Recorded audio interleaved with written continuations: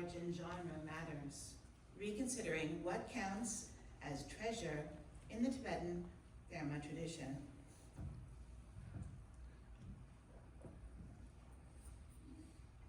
In almost every contemporary explanation of Tibetan treasure, or terma, we encounter a familiar definition that the treasure teachings were concealed by Padmasambhava and Yeshe Tsugyal, pictured here, during the imperial period, the 8th century, and later revealed by prophesized treasure revealers. And this narrative is elegant, memorable, and widely repeated. It gives us a clean narrative arc: concealment in the 8th century, decline, and then revelation and renewal in the present. So naturalized is this definition that it often seems to represent the only Tibetan understanding of the treasures. But when we turn to the Tibetan genre explicitly devoted to explaining what the treasures are, the treasure origin genre, or terjum, a very different picture emerges. Authors such as Guru Chewang,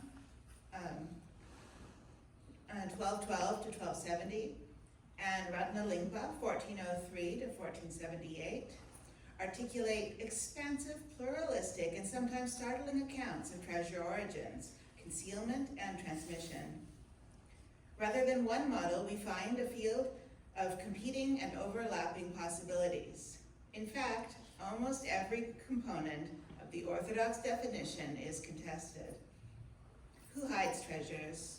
When treasure concealment occurs? Where treasures are located? What counts as a treasure? Which traditions produce treasures? And whether or not treasures need to be revealed in order to function as such. My argument today is simple. To understand how Tibetans themselves have conceptualized revelation, we must read treasure narratives alongside treasure origin texts. This broader theoretical landscape forces us to rethink what counts as treasure.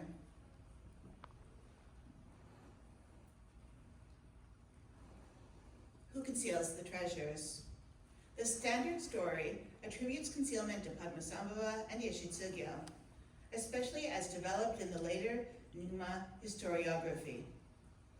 This model elevates Padmasambhava as the single architect of Tibetan revelation and positions the imperial period as the period of great concealment. But this is only one model. In his treasure origin writings, Guru Chewang describes a world full of hidden knowledge, not only Buddhist and not only Tibetan. He refers to medical treasures from India and Zahor, scientific and astrological knowledge from Central Asia, and artisanal and ritual craft from across the Himalayas. These are explicitly called treasures, yet none of them are attributed to Padmasambhava. For Chewang, treasure names any body of valuable, obscure, or esoteric knowledge, regardless of origin or religion. Ratna Lingpa goes further. He argues that all treasure originate in the Dharmakaya, the ultimate ground, then arise as Sambhogakaya through visionary transmission, and finally manifesting through the work of Nirmanakaya beings in the ordinary world as they proclaim the teachings. Within this model, Buddhas of the past conceal teachings. Countless enlightened beings act as treasure agents, and Padmasambhava is but one treasure-concealing emanation among many. Treasure becomes a cosmological principle, not a single historical act. Concealment is plural, multi-agent, and sometimes happens outside of human history. When does concealment occur? The standard timeline, the familiar narrative, situates concealment firmly in the 8th century. This fits Tibetan historiography as a golden age, the golden age followed by degeneration and then renewal. Treasure origin texts offer alternatives, such as primordial concealment, treasures existing from beginningless time hidden in the Dharmakaya. Also, pre-imperial concealment, such as in India before and at the time of the Buddha Shakyamuni.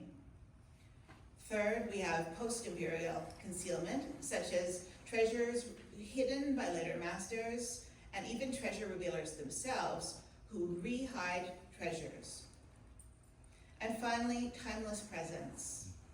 Treasures that are not hidden at all, but are accessible when perception reaches a purified state. The 8th century is less a doctrinal necessity than it is a rhetorical device, a way to grant prestige and legitimacy. Where are the treasures located? Popular accounts. Is it still working? Did I turn it off with my hand? No, it works. Okay. Popular accounts often imply that treasures belong to the Tibetan landscape, its mountains, lakes, and plateaus.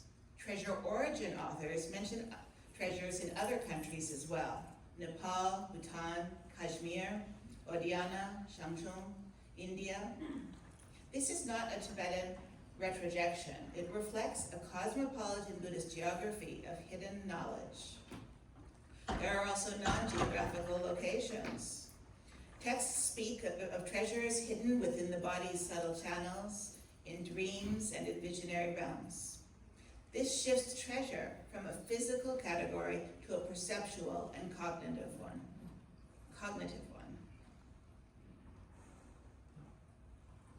What counts as treasure? Popular accounts emphasize liturgical and meditative texts and prophecies, whereas the treasure origin authors include wealth objects, medicinal formula, hidden caches of water and food, ritual substances, divination and astrology, and accounts of the era past. Thus, treasure becomes a functional category, valuable, obscure in origin, and beneficial in the presence. Chuang's reference to medical and artisanal treasures suggests that treasure can describe knowledge transmission, not just spiritual revelation. Are the treasures necessarily Buddhist? Treasure origin authors acknowledge treasures by the Bön, and the Bön is the pre-Buddhist religion of Tibet, and they don't necessarily identify as Buddhists, as well as treasures pronounced by local deities and clan-based treasures. They place revelation within a multi-religious ecosystem. Furthermore, contemporary scholars have noted parallels with the treasure tradition in South Asian and Chinese religious traditions. But the Tibetan authors themselves had already recognized revelation does exist beyond Buddhism.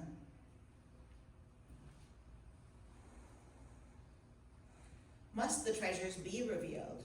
The standard assumption is that the treasures must be found in order to function. But the treasure origin authors offer a different view, that many treasures remain hidden, some never appear, and treasure exists independently of discovery. Radha Lingpa even claims that all Dharma is treasure, because of its ultimate origin in the Dharmakaya. Each word of Dharma is hidden in the heart of the teacher and then revealed through their Dharma speech. Why then does the orthodox definition dominate? If treasure origin texts are so expansive, why do we mostly hear the narrow Padmasambhava-centered story? There are several reasons. First, that Nyangral Nyima Oser's 12th century historiography consolidated Padmasambhava as the axis of Nyingma identity. Second, that the orthodox model fits the familiar narrative arc of Golden Age, decline, and subsequent renewal. Excuse me. Furthermore, later institutional codification has favored a stable, lineage-affirming narrative. And practically speaking, the treasures that are being practiced within the living tradition of Tibetan Buddhism are absolutely Padmasambhava-centric, thus reinforcing the model. So, on theoretical plurality and narrative narrowing, both authors begin with radically broad frameworks. They describe multiple concealers, trans-regional geographies, non-scriptural treasures, and cosmological origins. If we read only their theoretical sections of their work, we might conclude that treasure is universal. However, when they narrate their own revelations, their frameworks contract. Padmasambhava becomes the concealer. The 8th century becomes the time of origin, and revelation occurs in Greater Tibet. This is not inconsistency, it is strategy. Theory authorizes possibility, while narrative establishes legitimacy. The treasure origin genre that reveals treasures has never been the treasure origin genre reveals that treasure has never been a fixed category. It can be cosmological, transhistorical, multi-locational, multi-religious, and epistemological. Treasure is not only a historical event, but a theory of knowledge and authorship. To understand Tibetan revelation, we must read the theoretical treasure origin texts alongside narrative treasure stories.